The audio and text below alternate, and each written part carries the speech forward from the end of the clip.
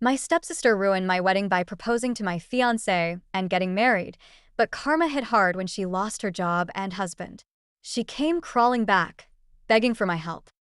I was supposed to marry my boyfriend of 3 years a month ago, but my stepsister thought it would be fun to propose to my fiancé on my wedding day. Joanna, 25F, and I are stepsisters. My mom passed away when a fire broke out at her workplace. My dad got a call from the hospital, and when he arrived, he was informed of her death. There, he met my stepmom, who was also there because her husband had passed away. Her husband worked at the same company as my mom. Dad and my stepmom connected over their grief, and soon they started spending time together, both at home and outside. Joanna and I were 3 years old when this happened, and since we were the same age, people often asked our parents if we were twins. Dad and my stepmom played along and said we were. We are not identical twins, and in fact, they told us we were twins until we were 12. Joanna and I shared a good sibling bond until our parents revealed the truth to us. After that, Joanna grew distant and resentful. She even turned into a soft bully. She joined forces with the kids who bullied me at school. Though we were the same age, Joanna was stronger than me and could handle bullies easily. She was more extroverted, while I am a nerdy introvert. Joanna wasn't an outright bully, but she was definitely toxic and mean. She would make sarcastic comments about my poor sense of fashion and communication skills. Our parents tried to enforce a civil relationship between us, if not friendship. But no matter how much they tried, we couldn't bond. She would try to boss me around, and I would push back. The situation only neutralized after I moved out, which was quite early. I left when I was 15. After that, we only met twice a year during family breaks. She moved out when she was 20, and we only met twice in the last 5 years. We chose professions that suited our nature. I'm a lab technician at a research institute, and she's a flight attendant. None of this matters, though. The fact that she's gorgeous and better groomed than me is all that matters to men. Nick, 27M, and I had been seeing each other for 3 years. Last fall, Nick proposed to me, and I said yes because I loved him dearly. He was the most precious thing in my life. We planned our wedding for this spring, and since I'm not great at planning events, when Joanna offered to take the lead, I couldn't have been happier. I'm sure something must have happened during the planning that sparked their relationship, because they had never met before. 2 months ago, we had our engagement, and that was the first time Joanna met Nick. Nick was my only proper boyfriend. Introverts and relationships don't often mix well. Nick was different, though. He wanted to invest in a meaningful relationship. After dating for 3 years, when he proposed, I was elated. He wanted to marry right away, but I preferred a spring wedding, so we delayed it until now. I didn't tell anyone about my plans until this January, when we sent out invitations for our engagement. The day after our engagement, Joanna called me and asked if she could plan my wedding. I was shocked, given our lack of a close relationship while growing up. She said she wanted to make up for her past behavior. I agreed because I was busy with my work and felt she could handle it. During the wedding preparations, however, I noticed some changes in Nick's behavior. I confronted him, and he said it was because he wasn't getting enough sleep due to work. I wondered if that was true, or if he was hiding something. The day before the wedding, the event manager gave us a tour of the venue, and Joanna was with us. The event manager was her friend, and that was the first time I noticed how close she and Nick were. She was laughing and talking with him as if they had known each other for years. I had an eerie feeling, but I didn't confront them. The wedding was the next day, and I didn't want to ruin the atmosphere. On the day of the wedding, I couldn't find Joanna.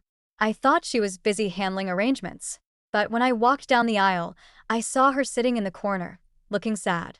I didn't think much of it at the time. As I stood at the altar, I saw Joanna's downcast face, and she was sobbing.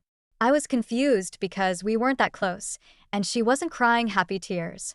She looked miserable, as if she hadn't slept all night. The pastor began the ceremony, asking if anyone objected to the marriage. At that moment, Joanna stood up and began crying uncontrollably. All eyes were on her. I froze and gestured to her, wondering what the hell she was doing. She wasn't looking at me. She was staring at Nick. The pastor asked her why she objected, and she knelt down, hands clasped as if praying. She said she was madly in love with Nick and couldn't bear to see him marry anyone else. I rushed down the aisle and screamed at her to stop. My parents tried to pull her up, but the damage had already been done. This part wasn't surprising to me, as I knew Joanna could be vindictive. What stopped me in my tracks was when I turned to Nick. He was crying too, sitting on the floor, face buried in his hands. I rushed over to him and asked what was going on, but he didn't say anything. Joanna ran to him, lifted his face, and said, "This is our last chance, Nick. If you don't speak now, it will be too late. You'll be stuck with her forever." I pulled Joanna's arm and demanded to know what was happening. I asked if this was some kind of prank, but I could tell it wasn't. The crowd was watching, and they were getting plenty of gossip material for the next month. Nick wiped his tears with his sleeve, looked at me, and said he had fallen in love with Joanna during the wedding preparations. I couldn't stand there any longer. My legs were shaking, and I felt humiliated. Our parents ushered us outside, but the gossip had already spread. I was crying so much that I couldn't even walk. Dad escorted me out, while Joanna's mom was consoling her. Why did Joanna need consolation? Back at home, Nick and Joanna confessed to having slept together a week before the wedding. They had tried to consider it a one-time thing, but couldn't stop seeing each other. Nick had been lying about working late. In reality, he was visiting Joanna. They even slept together the night before the wedding. I couldn't believe I was about to marry such a scumbag. Despite our parents being present, no one said a word. They stayed neutral. I was done listening to their love story, so I ran to the changing room to grab my bag and car keys. As I looked in the mirror, wearing my wedding dress, I completely broke down. I had a severe meltdown. Joanna entered the room and mocked me, saying that Nick was waiting for her. She laughed and told me Nick calls her my would-be in bed. She went on to insult my appearance and told me I was nothing compared to her. I screamed at her to leave, and she slammed the door behind her. I drove off, unsure of where to go. I called my friend and asked if I could stay with her until I could sort my life out. She took me in. The next day, I got a text from a moving company asking where to ship my stuff. Nick had hired them to clear my things from his apartment. I was caught off guard because I had no place to store my belongings. I called Dad, and he offered to let me use the garage. Amidst all this betrayal and pain, I started house hunting. My friends were my support system through this trauma.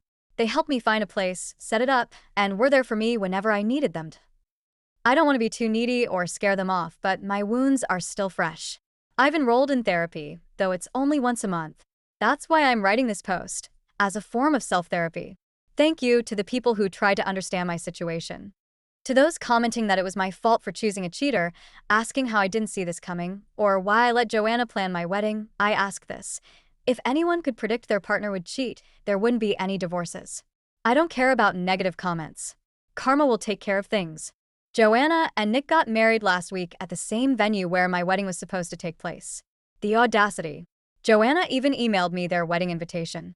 It wasn't an invitation, it was a taunt, a way to show that she had won. I ignored it and blocked her. I showed the email to Dad, who had always been advocating for family unity. I could see the pain in his eyes when he read it. Although I was trying to stay strong, I felt like I was falling apart inside. Thankfully, my friends rallied around me. They brought drinks and tacos to cheer me up, and I got absolutely wasted that night to ease the pain. One of them joked that I should plan some sort of revenge on Joanna, and we brainstormed silly ideas just to lighten the mood. While they were joking around, an idea hit me. Joanna smokes, not just cigarettes, but weed. Normally, I wouldn't care, but she's a flight attendant, and her employer has strict policies against such substances. It puts passengers' safety at risk. One of my friends suggested tipping off her employer. At first, I hesitated. Wasn't this too far? But then I remembered how Joanna had mocked me, humiliated me, and destroyed my life. I decided to go for it. I sent an anonymous email to her airline, providing details about Joanna's substance use. I mentioned that I had witnessed her being high on a recent flight. To my surprise, I received a response saying they would investigate. The next day, I got a call from them asking for more details. I stayed anonymous, claiming I couldn't disclose my identity, but had seen her red-eyed and behaving erratically on a flight. I urged them to investigate further. Honestly, I didn't expect much to come from it. But deep down, I hoped for some justice. After I filed the anonymous complaint, I tried to let it go and focus on moving forward. I didn't want to dwell on Joanna or Nick. I even took a transfer to a different city to start afresh. Almost 2 years later, last month, to be exact, my dad called me unexpectedly. He said he was in town and wanted to meet. I reluctantly agreed. When we met, Dad asked for my help. He revealed that Joanna had lost her job. Apparently, The airline had conducted a random drug test following my tip-off. Joanna was caught, and upon investigation, she confessed to having manipulated her test results for years with the help of a lab technician she had been seeing. This revelation not only cost her job, but also her career. No airline would hire her after this. When Nick found out, he was furious. Joanna tried to save face by claiming she was being framed by jealous colleagues, but Nick wasn't buying it. He tried to stick around for a while, but Joanna spiraled into substance abuse and drinking. Eventually, he left her. She lost her job, her husband, and even the money she had borrowed from Dad to rent a place. Instead of using the money wisely, she spent it on parties and was eventually kicked out by her friends. Dad took her in and got her into rehab. He claimed she was getting better and wanted to restart her life. That's why he was asking for my help, to use my contacts to find Joanna an office job. I refused outright. Dad looked disappointed, but said he understood. After he left, guilt started gnawing at me. No one knows I was the one who reported Joanna to her employer. Should I help her now? I don't know. I decided to help Joanna, despite everything. Call it closure or karma balancing, I don't know. I used my contacts to get her a job at a publishing house. At first, things seemed to be going well. But then Joanna, being Joanna, she managed to mess it up. She started stealing books from the publishing house and selling them on the black market for a quick buck. She was caught and promptly fired. My friend, who had helped get her the job, was furious and wanted to report her to the authorities. I managed to talk them out of it, arguing that it would damage the company's reputation.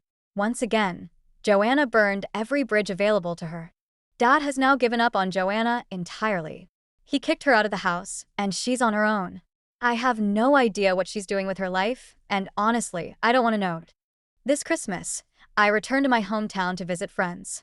I stopped by my parents' house briefly and bumped into Nick at a Christmas mass. The hallway was so crowded that we ended up walking together.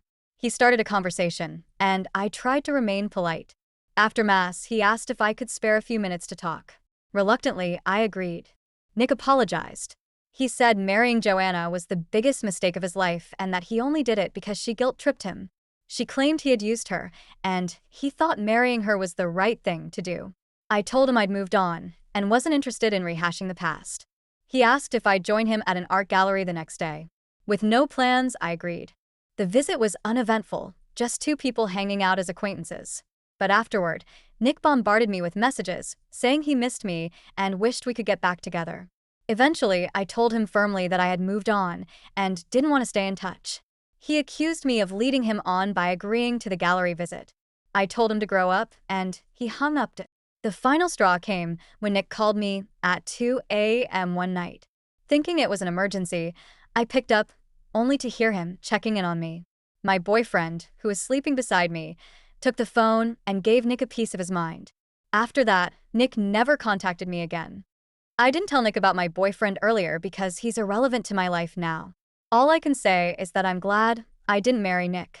His betrayal led me to someone much better, and I'm finally at peace.